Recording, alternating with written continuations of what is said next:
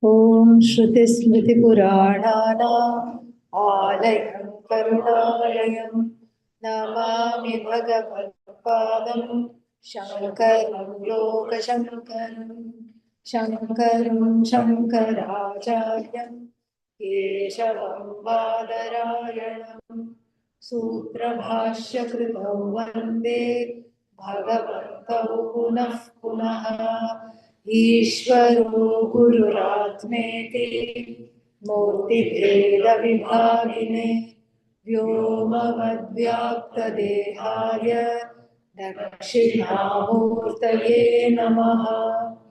ॐ सहना भवतु सहनौ भुनक्तु सह वीर्यं करवावहै तेजस्विनावधीतमस्तु मा विद्विषावहैः। ॐ शान्ति शान्ति शान्तिः। First and the last stanzas of the Dhyana Shloka. Om Parthaya Pratibodhitam Bhagavata Narayanena Swayam Vyasena Gratitam Puranamunina Madhye Mahabharatam Advaitaamritavarshiniim Bhagavatiim Ashtadashaadhyayiniim Amba Tvamanusandadhami Bhagavad Gite Bhavadveshiniim Yam Brahma Varunendra Rudramarutaha स्तुन्वन्ति दिव्यैः स्तवैः वेदैः साङ्गपदक्रमोपनिषदैः गायन्ति यं सामगाः ध्यानावस्थिततद्गतेन मनसा पश्यन्ति यं योगिनः यस्यान्तन्न विदुःसुरासुरगणाः देवाय तस्मै नमः देवाय तस्मै नमः. We have seen the Dhyana Shloka composed at some other time, not right away, not along with the Gita, later. And the Dhyana Shloka is the series of shlokas are supposed to make our mind, or intended to make our mind completely focused on what is the object of study. The subject matter of study is what? Bhagavad Gita.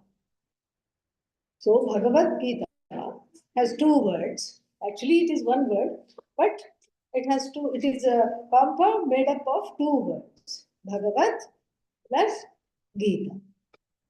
So Bhagavad means Bhagavan and Gita. So sometimes they translate in a very poetic way, song celestial, like this. No problem with that. Song celestial, like this, they translate in a very poetic way. But we can just say very precisely, because Sanskrit is extremely precise. Very precisely, we can say that the word Gita, everybody knows. What does it mean? Song. In fact, there is no word called Gita at all. The word Gita doesn't exist. The Sanskrit is neuter. Gitam. Gitam is the word, and then because it is Sanskrit, we can feminize it. There are feminine endings, and that is applied here to make Gitam into Gita. Why has it been feminized? Because That which is the source of knowledge, Shruti, Upanishads, are what? Feminine. Feminine. So, knowledge is feminine. That's why we have goddess Saraswati. Yeah, knowledge is feminine, and so Upanishad is also feminine because Upanishad is the most sacred of knowledges because it reveals the knowledge of myself, and so therefore Geetam has been made into Gita. Why is it called Gita? Because it is pleasant to hear. Pleasant to hear. That's why it is called Gita. Some of the modern day children, what they listen to, not pleasant to hear, heavy metal, etc. But that's not what Lord Vyasa and the people were thinking at that time. Heavy metal music did not exist, and so Gita here. The message of Vedanta is extremely pleasant. What does it say? You are it. You are the whole. You are limitless. You are of the nature of happiness. There is nothing other than you. There is nothing like you. There is nothing unlike you. All there is you. Is that pleasant or not? Yeah. If you want to say no, don't say no. Yeah. Even if you want to say no, say yes. Yeah. So it is pleasant. It is very pleasant because that's what I want. You are of the nature of happiness. You are the only significant thing there is. Everything becomes evident to you, and you are self evident. In fact, the existence of every object in the universe depends on you. How? Oh, the sun depends on me, yes. Why? Because you are the one saying this is sun. Sun cannot say I am sun. We are not talking of S-O-N. He can say I am sun. But S-U-N cannot say I am sun. Moon also cannot say I am Chandramaha. We cannot say that. I have to point out to everything, right up to the five elements, I can objectify. I can objectify everything right up to the five elements. As we have seen, it is the what is it called? It is the bricks of the whole Jagat. The building bricks of the whole Jagat, as we saw, are what? Five elements. And so those five elements, I alone have the capacity to objectify. I am the only significant thing there is. There is nothing other than me. This is something very pleasant to hear. Therefore, it is like we say, your voice, your talk is like music to my ears. We say that even in the everyday life. We say, so somebody gives some good news. Oh, thank you. Your voice is like music to my ears. So this is very much in keeping with the vision of the Bhagavad Gita. And then if somebody walking on the road said, you are the greatest, you are the best, east or west, you are the best, you are the greatest. If somebody said, then what would happen? I will not believe. Because it is all too common for one day somebody to praise me to the skies, and the next day what? Bring me not to the ground, underground. Bury me under the ground. Because the same person who is pleased the first day is displeased when? The very next day. That is what happens. That is how the realm of human relationships is based on what? Raga, Dvesha. Raga and Dvesha. So the Raga, Dvesha, what happens there? That operates. So as long as you are praising me, then what? I'm great. As long as I'm praising you, you are great. That's how it is. As long as somebody is praising me, I'm great. And then something, even unknowingly, something happens, and then that person is totally off. Why? I got insulted. Why did you get insulted? Because you said this. Okay, is that true? No, it's not true. Then you should not get insulted if it's not true. No, it's not true. Correct? No, but you don't know it's not true. That's okay. You can correct. You can correct me and say, okay, I'm not like this or this did not happen. Easily you can correct. But no, this is how it is. So there is that non-shraddha when this message comes from another human being. That's why the teaching has to be apaurusheya. That is why it is coming from Bhagavan himself. In the Bhagavad Gita, we will see there is what? Arjuna Uvacha, Dhritarashtra Uvacha. Who else Uvacha? Sanjaya Uvacha. Duryodhana Uvacha. So, so we have all these Uvachas. Please close the door, the last person who came. So, all these Uvacha is there. Duryodhana, of course, we'll talk about him later. Plenty of time to talk about him. And let's not spoil our mood yet. So, it's all Sanjaya Uvacha, Dhritarashtra Uvacha, Arjuna Uvacha. And then Krishna Uvacha, Sri Bhagavan Uvacha. Bhagavan says. So Vyasa presents Lord Krishna as Bhagavan, not as some, another person. So therefore it is Bhagavad Gita, the song like pleasant message of oneness, of the truth of myself coming from Bhagavan straight away. Oh, with Bhagavan also I can have misunderstanding. Yes, given a human being will have misunderstanding even with Bhagavan. That is there. But less of a chance. With other human beings, every day there are misunderstandings. There are misunderstandings. If you look at a person, then they say, oh, somebody is blaming me. You are, what will they say? You don't like me, that's why you're not looking at me. So, this way, this is how the samsara is.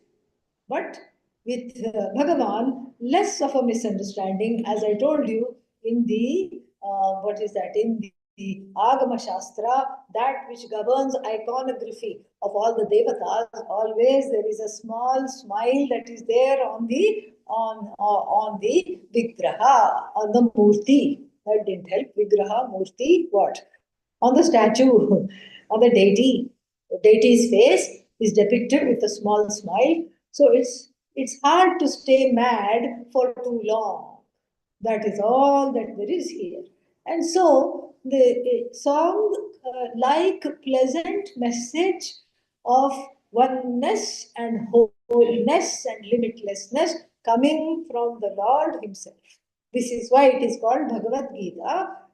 Straight away, the sixth case, possessive case, active possessive case. This is called Kartari Shashti. And what is that? Bhagavan's song. Bhagavan apostrophe S, that's the possessive case. Bhagavatah Gita, Bhagavad Gita. But then Sanskrit is eminently wonderful, and you can have one more this thing, derivation here. We can say the song for which the subject matter is what?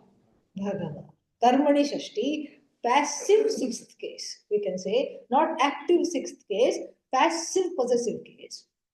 The song for which Bhagavan is the subject matter, this is what is called Bhagavad Gita. Very beautiful. So this Bhagavad Gita is a very important ornament in the Mahabharata. But before we go and enjoy the Bhagavad Gita, we have to see how the Bhagavad Gita came about. How did it come about? So it's a very interesting, complicated story about two warring factions. Two warring factions, a very complicated and sad story. It is indeed sad because really there were no survivors other than one young Parikshit at the end of the war. So it shows the futility of war, it shows the fragility of human ahankara, the ego, all these things it shows. So therefore, we have to look at the context of the Bhagavad Gita. And of course, if we start understanding the whole Mahabharata, then we will be here for all 3 months without touching the Bhagavad Gita. So I am going to massacre the Mahabharata and just give a few highlights that is relevant for us. So that, even when you listen to it, you don't say, oh, but what about this? What about that? Not all you keep, that's all.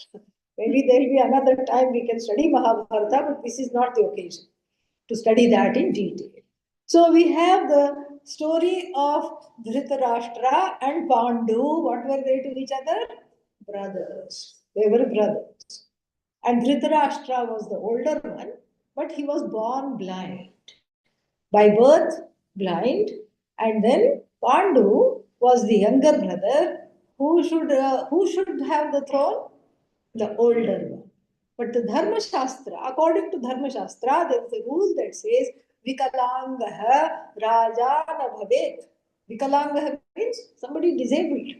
Okay, if you don't have a hand or leg, you can still perhaps become the Raja. But then here you don't have the sense organs. A king has to be present. Otherwise, somebody will take the kingdom right in front of your eyes and you won't even know what kind of a thing is this. So, therefore, because of this rule, Pandu was made the king. Pandu ruled the kingdom very well. He had 2 wives, Madri and Kunti. Madri and Kunti were 2 wives. And then one day, what he did was he went on a hunting spree. He wanted to hunt and show off the prowess. In those days, they didn't have cable TV and all. This was the only outing. Yeah, they didn't have all these other things. They didn't have smartphones. They didn't have kuch nahi tha. And the kings, they have a lot of time on their hands because the ministers are ruling the kingdom. They have a nice life. Yes, they have to direct and tell what to do, but then he thought, let me go on a hunt. That was a sport. That was a sport. And then what happened is that there were 2 deers, mating deer. Mating deer, he killed. He was very happy with his prowess. He killed the mating story set in ancient times. The deer are not deer at all. They were Mr. and Mrs. Kindama. So, a rishi. Kindama is very interesting. Kim na damayati iti kindamaha. Who all he cannot overpower. Meaning he overpowers everybody. And the question, why were the rishis, Kindama and Mrs. Kindama, why were they mating in the form of deer? Is perhaps they just needed some privacy. Who knows? So they just thought they could turn themselves into deer and just be together. But then they were killed. And then when they were killed, they came to their original form. And then Pandu, instead of being apologetic, started to lecture Kindama on the rights of a Kshatriya to kill for sport. He started to have a long argument. Didn't even think, okay, here is a dying rishi. Let me give him some water. What do they need? These 2 rishis are dying. Let me take care of them in their last stage. No, he launched into a philosophical entire speech about why he had a right to kill the deer. Kindama had it in more ways than one. And what did he say? He said, if you ever try to go close to your wife, any of your wives, the same fate that is befalling me is going to befall you. So then this was a very terrible curse, shrapa, very terrible curse. And then Pandu was depressed and he renounced everything and then went to the forest repaired to the forest and he lived there. But the lack of children was just making him sad every day until Kunti reveals she has had a boon. She has had a boon. Speaking of rishis, so that you don't think badly of them that they are just the cursing variety, we also have the blessing variety. So here she has a boon from a rishi to have offspring from any devata she wants. She can just look at the devata, pray, and then she will have a child. And she thought, let me test this. Let me test if it works. So she came out of, she was still a princess at that time, and she had served the rishi well. That's why she got this boon. She said, Azma ke dekh lenge. What will happen? Let's see. Let me try this boon out because I should see if it, before he leaves, I should see if it works or not. If the mantra doesn't work, I have to ask for another mantra or tell him, hey, you didn't give me the proper boon. I have to do that. So therefore, let me test it out. And then what she did, she came out of her room into the balcony. It was a glorious sunrise. And she looked at the sun and said the mantra, wonder what it would be to have a child from you. And lo and behold, there was a crying baby in her arms. And blessed by the Lord's Son, he was radiant. And he had earrings. He was born with earrings. Blessing of Bhagavan's son. Surya Bhagavan's blessings. And she panicked naturally. Climbed the water pipe, rain pipe, whatever there was, climbed it down along with the baby. There was a river flowing beneath the palace, and then put him in a makeshift raft, and then let him flow downstream because she just panicked. She said, I'm not even married. Here I have this baby. What are people going to think? I can't take care of him. Abandoned at birth. So that is the story of Karna. Because of his Kundala, he was called Karna. And that we'll pick up later. He was rescued by some chariot repair people. Radha and her husband. That's why Karna is also called Radheya, Radha's son. So Radha and her husband, they were childless and they could believe such a beautiful, resplendent baby looking like Bhagavan is coming. And it's come right at our feet. And of course, in those days, there were no adoption papers and all needing to be signed. Finders, keepers. And then so they kept the baby. And this is, so we will pick up the story of him later. Now coming back here, Kunti reveals that she can get children, and Pandu is thrilled. Yes, fantastic. Let us do that. Let us have more children. So, using the mantra, she had Yudhishthira, and then Dharmaputra he was called because he refused to go along with adharma. At any given point in time, he was always what? Dharma, dharma, dharma, dharma, dharma. He was mad after dharma. And so Yudhishthira, then who is next? Bhima is very, very, very strong and a foodie, loved to eat. Yes, loved to eat and was a good cook also. So he was not fat. He was big, but not fat. Fat. Why? How do we know that? Because he's called Vrikodara. Like the wolf has a svelte belly. Like that he was. And liked to cook also. So, based on him, we have two styles of cooking in India. One is called Nalapaka, another king in the Mahabharata who also loved to cook, but he was the kind of cook who would pare the carrot with a small knife and make it into a rose and then keep it in the middle of the food so that it looks aesthetic. And then he was all about small amounts, but very aesthetic, very tasty food. He would, what should I say? He would just put a lot of effort. He was all into the minute details about the cooking, which is, this is what is called nalapaka. So if you see somebody becoming very careful about how much to put, what to put, how much to make, and the aesthetics of it, how to arrange the plate and all, we say, oh, you must be the descendant of Nala. Bhima was not like that. You ask him to cook, what shall I make? Okay, make pumpkin sambar. He would say, where are the pumpkins? Right there. So he would take two pumpkins, bash the two pumpkins together, put it in the sambar. Tasty, but a different kind of cooking. This is called, so if you meet a cook like that, then definitely they are blessed by Bhima or direct descendant of Bhima. This is called what? Bhimapaka. So we have Nalapaka and Bhimapaka. So that covers two of the progeny. What else do we have? Who else do we have? Arjuna. Arjuna was the most versatile of all of them. He could sing. He was a great musician. He could dance.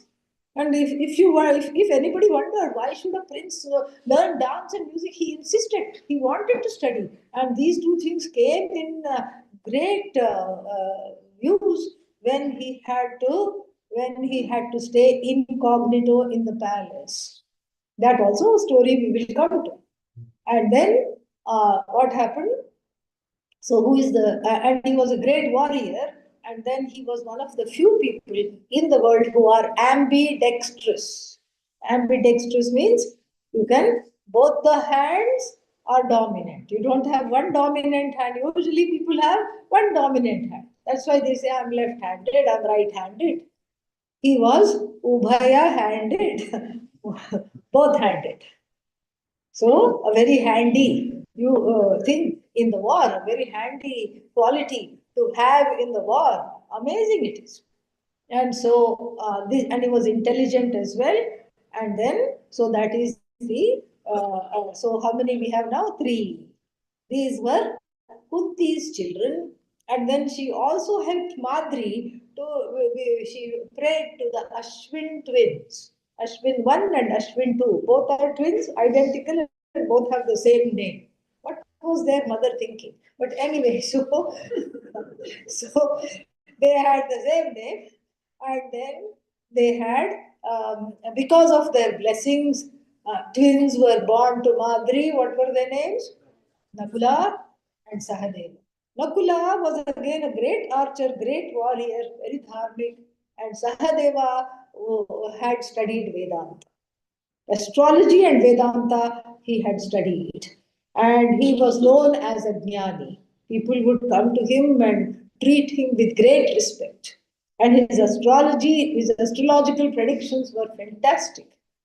And so he was so dharmic that even Duryodhana went to him with his horoscope. Okay, and then he said, when should I fight the war? So that I will be the winner, not that other idiot. Duryodhana went. So that Arjuna is not the winner, Pandavas are not the winner, I should be the winner. And then what? Let me fight this war at the particular time. Sahadeva very dispassionately, objectively looked at his horoscope and gave the correct muhurta for him to fight the war. But Lord Krishna had other plans. What did he do? Hmm? Yeah, created a sudden, unplanned, unpredicted eclipse, as though. When Duryodhana was confused, he said, oh, night is falling, or something like that. And then, even though it was for a few seconds, then what happened? He was misled, and the Muhurta flew away. Muhurta went. So, that is why he did not win the war. So now we have covered all the five Pandavas. Let's go on the other side. Dhritarashtra's wife, what's her name? Gandhari. The stupidest woman in ancient history. Really? Really? When the marriage was arranged, She heard that her husband is blind from birth. What you should do when you see that you are about to be married to a spouse who you cannot see? What should you do? You should say, "Let me be the eyes and ears. Let me be the eyes. Whatever you cannot see, let me describe." No, silly woman. She said, "Oh, if my Lord cannot see, I also should not be able to see." And then she put some atta. What is that? You know, what is atta in English? Dough. She put some dough and then put a patti on the eyes starting from the day of marriage. Only kings and queens could do that, not the working class. Working, working class, they will not be able to do this at all. They can't even live one day without it, without being able to see. That too willfully, but because here everything is, she had so many servants and so many people to attend hand and foot, she could afford to do this. Okay, fine. That you can say maybe there are some Gandharians who say it was her personal choice. Let her be. Why are you vilifying her? ठीक है, all right, let her be. But the thing is, such people should not have children. When the husband is also what? Blind, wife is also blinded, and then children need eye contact. Very difficult it is. Extremely difficult it is to raise children. That's why, and they had not one, not two, but 101 children. All right? Yeah. And then so they all grew up in the palace like wild seed. Nobody to control, nobody. This, I'm just psychologizing the whole thing. And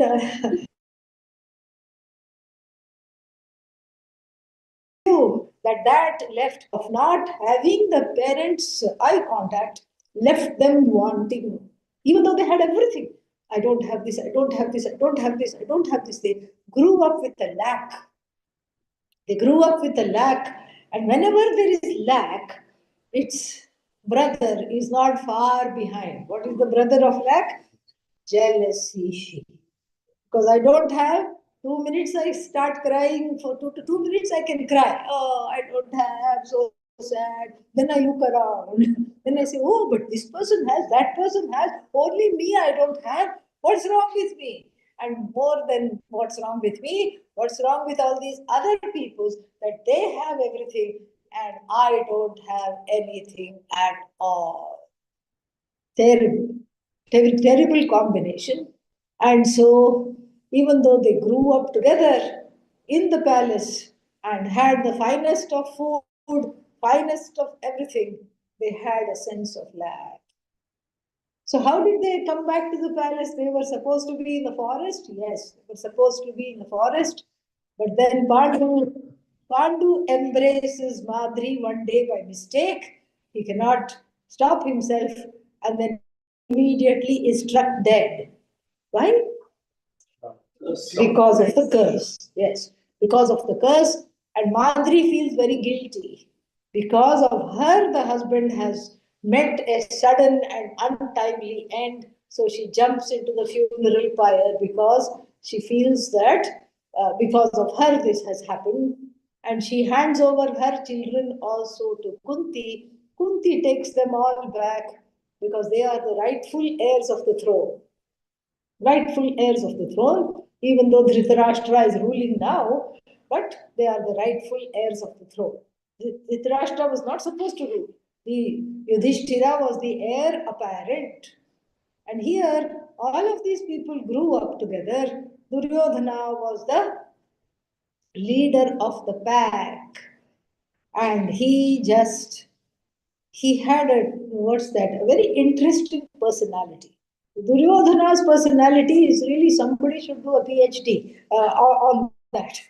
Very complex personality. So on the other one hand, he was known to be very generous with other people's money, of course. So like whenever there was a yajna, he would go there and appoint himself to distribute the money. Yeah, like I do after Bhandara. Okay, so other people's money is very easy to distribute. Here, take, here, no problem, have it.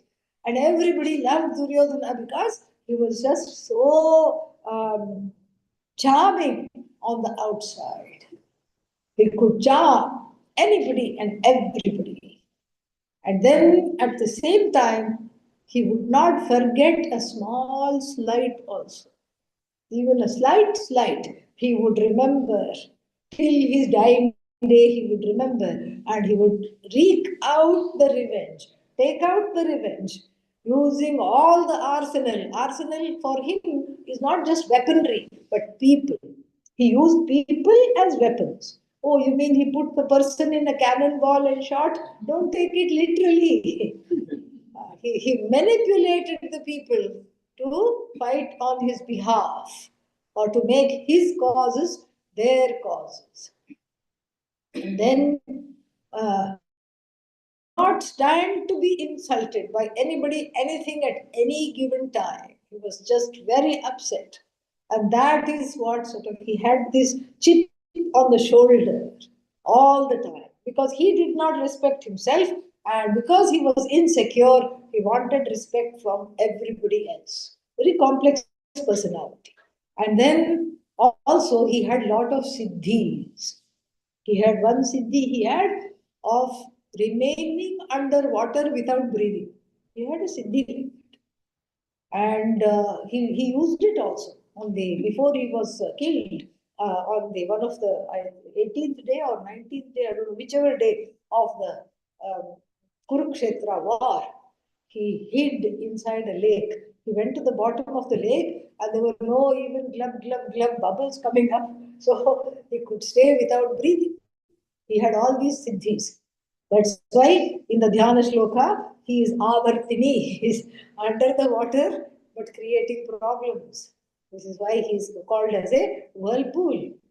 And so, and then he was also a psychopath. There is one incident. When he was a small child, the Dronacharya found him trying to strangle a bird for no reason at all.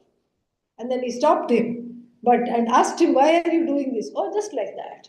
So these are signs of a psychopath, a narcissistic psychopath, a psychopath with narcissistic personality disorder, grandiose delusions, delusions of grandeur, and hunger for power, and anybody in the way. And what is that? Dictatorial tendencies, a tyrant, a terrorist, and anybody that came in the way, off with their heads. But at the same time, very smiling all the time, charming everybody. And very dangerous, like a modern day mafia boss. Going, they know how to go about, that fellow knows how to go about in polite society and do all the right things. Even if he goes to a temple, he will pray, he will join his hands and pray. He will do namaskar, he will do everything. But very few people inside knows what he is. Very few people know what he is, and he's able to hide it. So there is a split personality.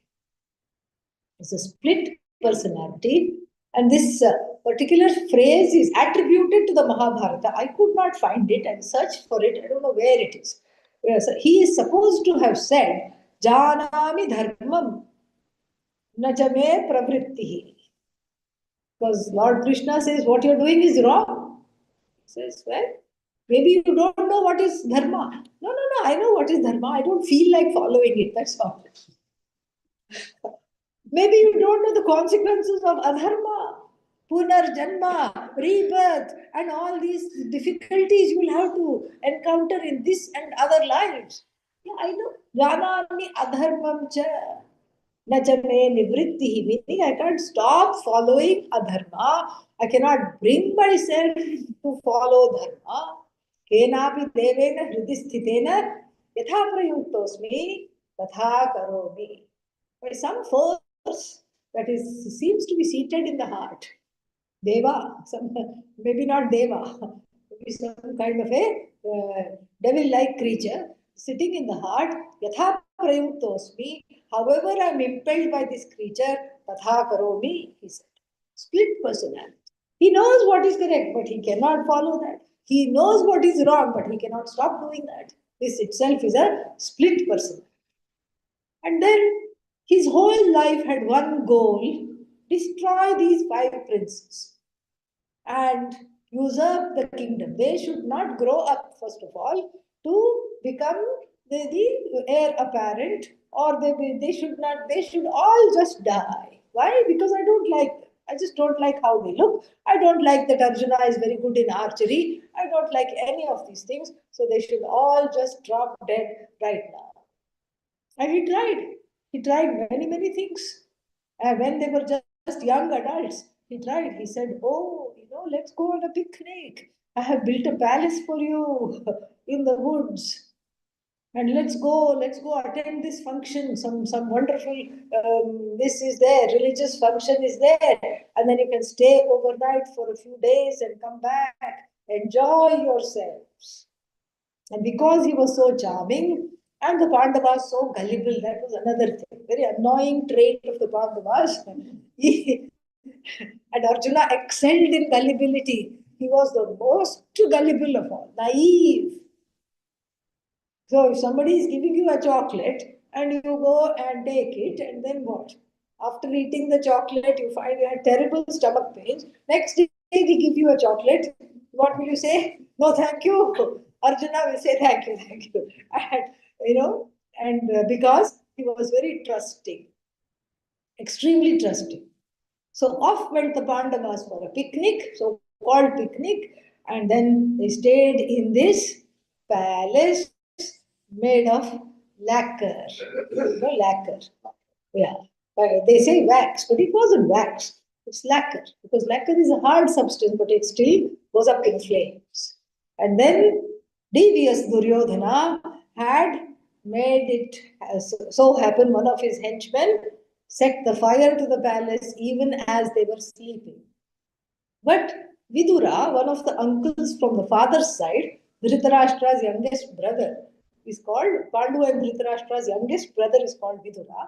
He could not become, he could not be part of the palace and everything, because apparently he was born to a servant maid. So he was not quite seen as royalty, but he was very loyal to the Pandavas.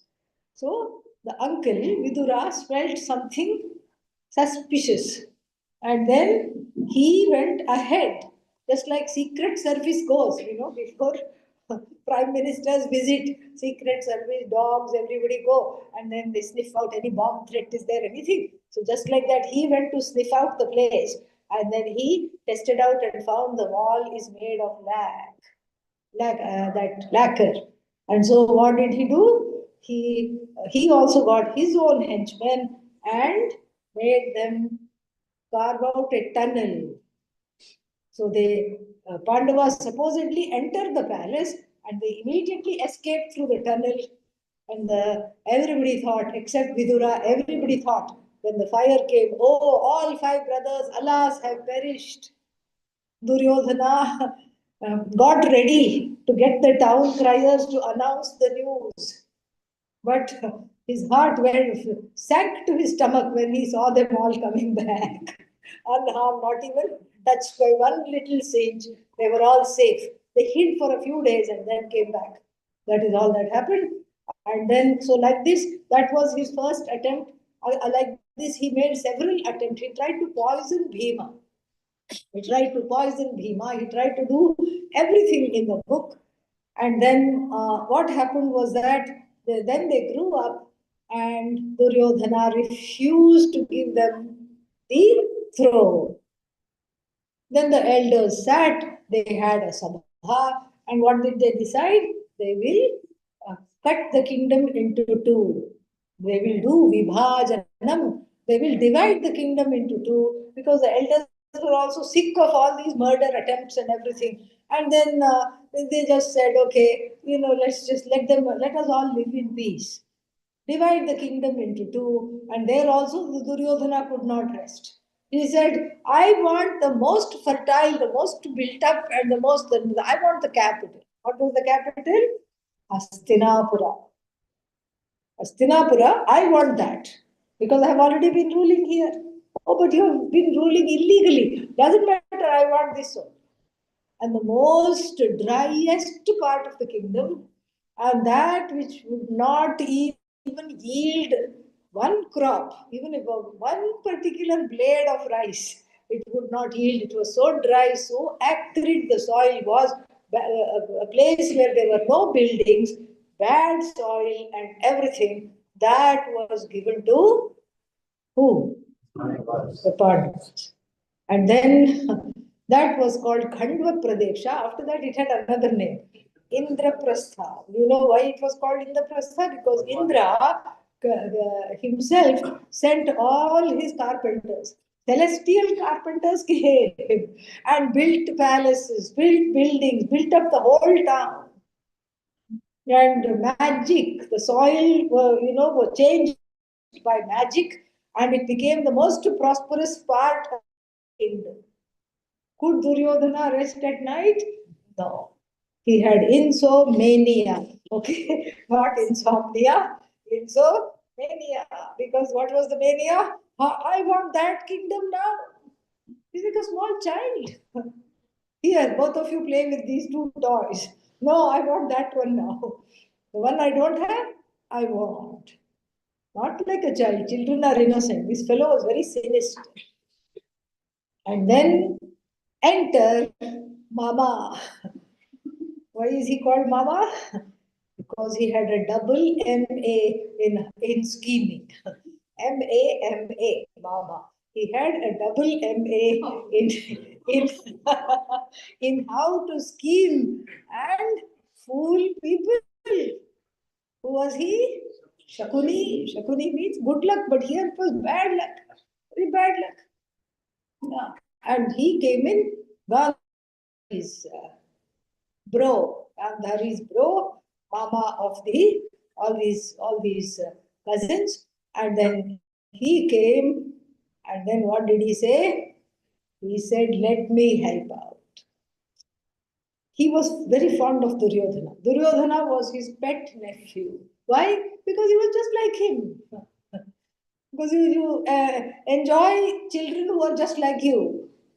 So his Duryodhana being just like him, he enjoyed and he trained the Duryodhana to how to become more and more sinister.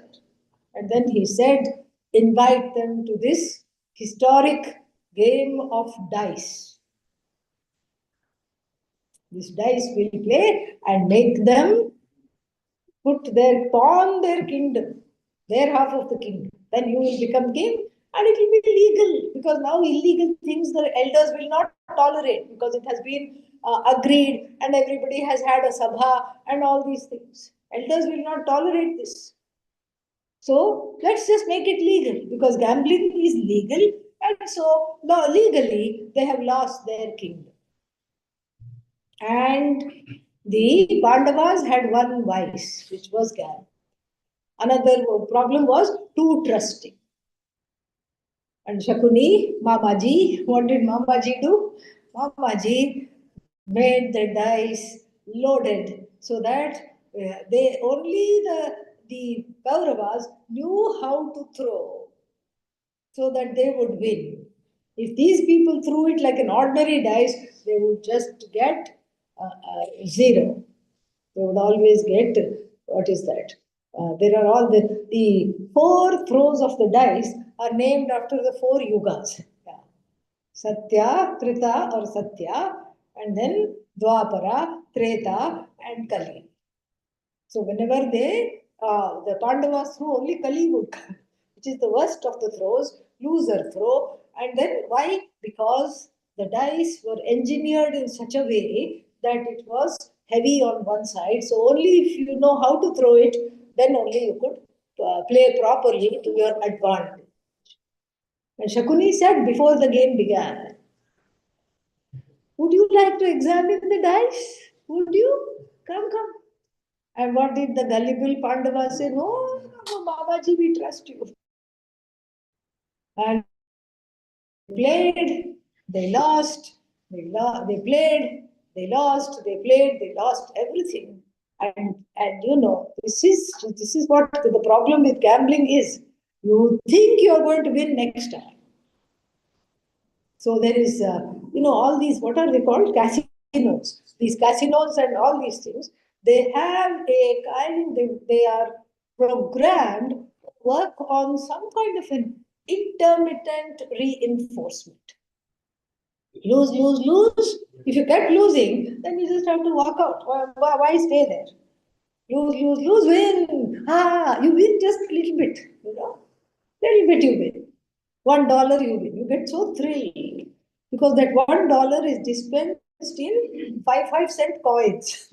And so it makes a big sound, cha-ching, cha-ching, like this. It will make a big sound, and then you feel like you have a lot of money. It's only one US dollar, one measly dollar, but you feel like you have won a lot, and then it makes you fortified to play more. And this is the psychology. This is how they take care of this. They play upon the psychology. And here too, same thing happened. They looked like they were winning, but they lost their kingdom, they lost their houses, and they even foolishly staked Draupadi. Draupadi was the wife of all the Pandavas. OMG, how did that happen? Because the Arjuna, she had what is called a Swayamvara. Swayamvara means you bring all the eligible people and a henchman for each king, because it doesn't look nice for the kings and princes to say, I am great and I have done all these things. You should not say that. So you have some sidekick who will say, he is great, Maharaja, Dhiraj, he has done this, he has done that. And then she will be having one varamala, she'll be having one marriage mala, flower mala in her hand, and then she will just go, meh, not impressed, and go to the next one, not impressed, not impressed. She already knew of Arjuna's prowess. Secretly, she wanted him for her husband, and she staged this Swayamvara. The Swayamvara was already loaded. She knew Arjuna will come because not so unlike other swayamvaras where only the grandeur of each king was what should I say, varnitam, described. Here she had also set a task which she only knew Arjuna could do. You had to look at a fountain, a moving body of water. You had to look at the reflection of a fish that was tied on a pole, and then pierce the eye of the fish while looking at the moving body of water. Arjuna did that, no problem, and then brought her back and said, look at what I have got. And what did Kunti say? Mom, look at what I brought. Kunti said, I am in the puja. I cannot be disturbed. But mom, you have to come and see. He wanted her to come and do arati and greet the new bride. But she said, no, I cannot be disturbed. I am worshipping. And besides, we know the rule. Whatever you get, you should share with all your brothers. And then she comes out, uh-oh, oops. This is not samosa kachori, all right, which you can share. This is not a piece of chocolate that you can measure and share, because sometimes children, they measure, then they will cut with their siblings. This is a living, breathing woman. How to do this? So immediately they had to call another sabha. They had to call a sabha of elders, because in those days the given word was important. We don't understand that in this day and age. We don't even think about the given word. Will you do this? Yeah, I'll do this. And the next day, what? God. Didn't remember. Oh, did I say that? Oh, never mind. Are you going to attend this function? Yes, I'll come. But then what happened? Oh, I decided not to go. We are we are famous for going back on our words. That's not how it was in ancient India. It was all based on the given word. On the given word, Bhishma's given word that he will protect the kingdom of Hastinapur come what may. We have the whole Mahabharata. Dasharatha's given word to Kaikeyi brings out what? The whole Ramayana is because of one promise. Because of another promise, we have Mahabharata. So and then even in the Kathopanishad, the given word is seen to not be devalued or transgressed. Little Nachiketa, what does he do? He sees that the father is in the middle of a yajna where everything is being given away. And he has a thought, to whom I am being given away? Huh? So he goes and troubles the father. Tugs at the dhoti. Kasmai mam dasyasi tata, kasmai mam dasyasi. Who are you going to give me away to? I want to know, who am I going to? Who am I going to? 2-3 times, Dvihi, Trihi, Varam, 2-3 times the father keeps quiet, and after that he's busy. He gets irritated. He said, go to hell. I'm giving you to Lord Yama. That's the Sanskrit way of saying go to hell. Yeah. And then immediately he regrets. He said, no, no, no. Nachiketa is packing his bags. No, no, no, I didn't mean to say that. You are still small. You are my baby boy. Stay here with me. And then Nachiketa he becomes the teacher for the father. He says, Pratipashyat yatha purve anupashya tatha apare. Sasyamiva martyah jayate sasyamiva pachyate punaha. Great words, beautiful words of wisdom. He says, look to the people in our kula, in our ancestry. Has anybody said they would do something and not done? And Nachiketa's father had to hang his head in shame. No.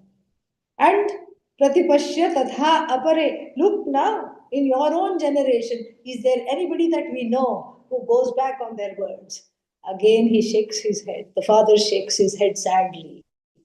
And then the boy says, we are like palak, sasya. Sasya means some green stuff that grows. The human being comes, is born, and is harvested and goes. What remains behind is the given word. So therefore, Kunti's word as the elder or as the lady of the house, it had to be honored. So a big sabha of elders was hurriedly called. Draupadi also participated. And first, before this sabha was called, she was asked, will you honor the mother-in-law's word? You have freedom to just leave and go or say no. She says, okay, because I respect mother-in-law is like a mother. The mother's word have to be honored.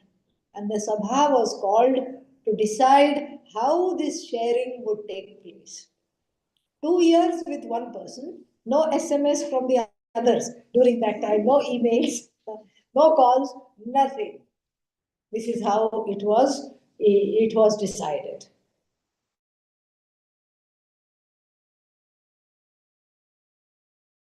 Draupadi was beloved by all. Drinking person, shy and all that. No. She was extremely outspoken. She was extremely outspoken. And these stupid Pandavas, even though they loved her so much, the 5 brothers staked her in the game of dice because they thought, definitely we'll win everything back. And actually, this is a no-no. The child is not a property to be, as we saw in the Kathopanishad, neither is the spouse the property to be pawned off. They transgress that law also. They pawn her off. And then the Duryodhana and his brothers, Duryodhana instigates his brothers to have fun at the Pandavas' expense. He tells his no good brother Dushasana. I'm sure his name was Sushasan before. Shasana means behavior. So Dushasana means bad boy, badly behaved. I'm sure that was not his name. No mother and father, even though they cannot see, will not keep such a name.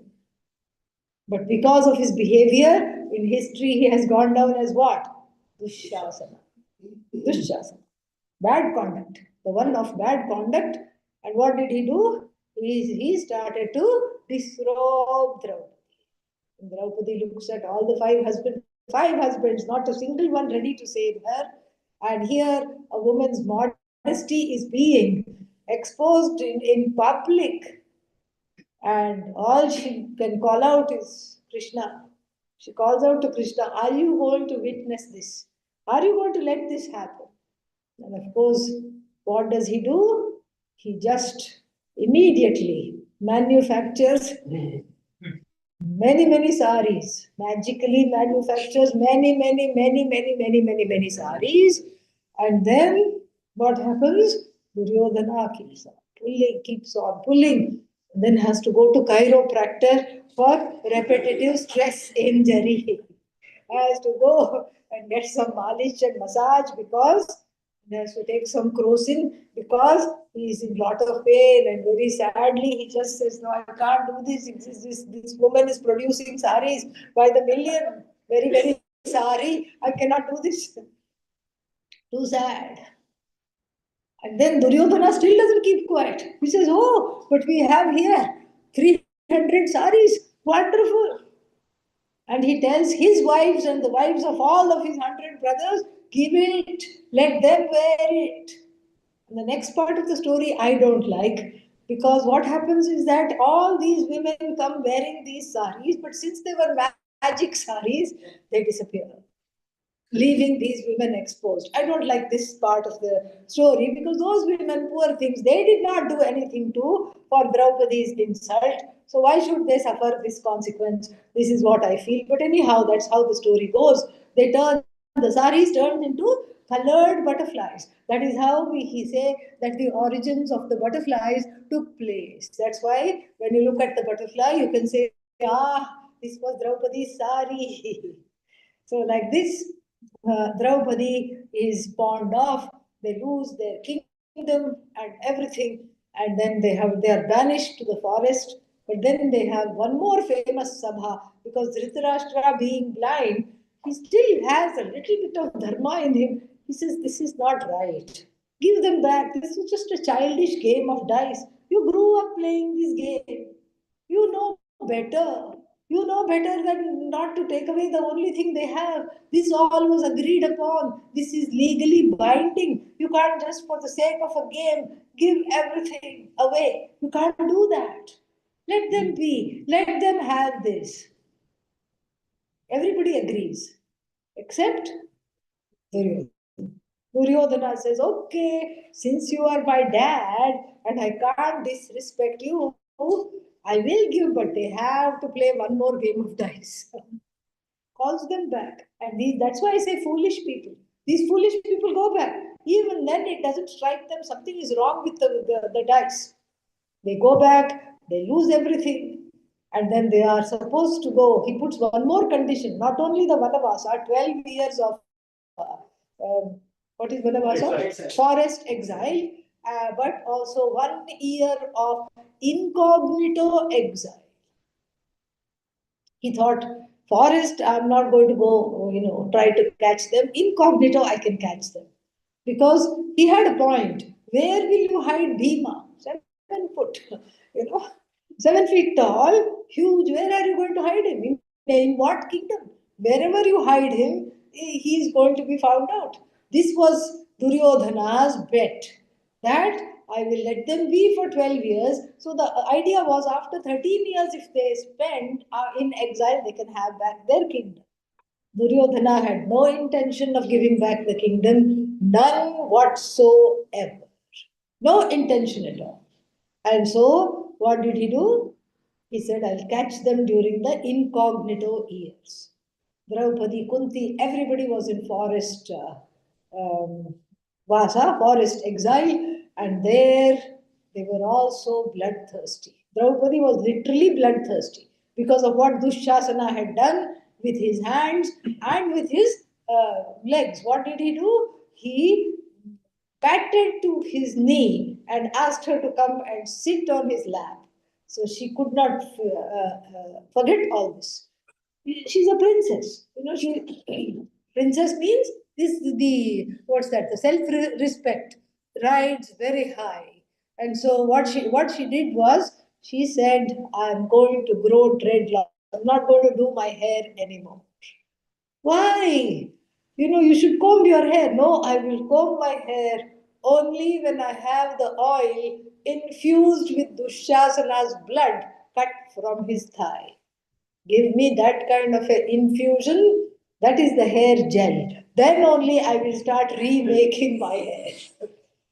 So she lived like a wild thing. Arjuna was also stockpiling all his arsenal because he knew this is going to lead to some, he should be prepared because he knew by this time, after encountering and getting burnt by the Pandavas many, many, many times, he finally knew this may come to a war. This is when he went to heaven to visit Lord Shiva while alive. He went to heaven and got Pashupatastra, a special astra from Shiva he got. So these people were busy in the forest doing all these things. And then somehow the 12 years went by. And then the 13th year, they went and took shelter in the kingdom of Virat, somewhere in eastern India. I don't know where it is, but Virat Pradesha. And so then the king was a very creative and brainy person. And so he made Yudhishthira his kind of a mantri. He went as a mantri, his advisor. And then Bhima, he could not hide except in the kitchen. See, it was good that he could cook. So he was a palace cook, because cook he never need to come out. He can just be somewhere in the basement and in the kitchen. Who goes in the visitors also don't go to the kitchen in the palace. It's somewhere in the underground in the back somewhere, and he was hidden. It's very high, difficult to hide Arjuna also, and Arjuna had a curse. Arjuna also had encountered a curse from Urvashi, the celestial damsel, a nymph from heaven. The nymph came and said, marry me, I'm proposing to you. And Arjuna said, no. And, and she cursed him to live as a transgendered person for 1 year.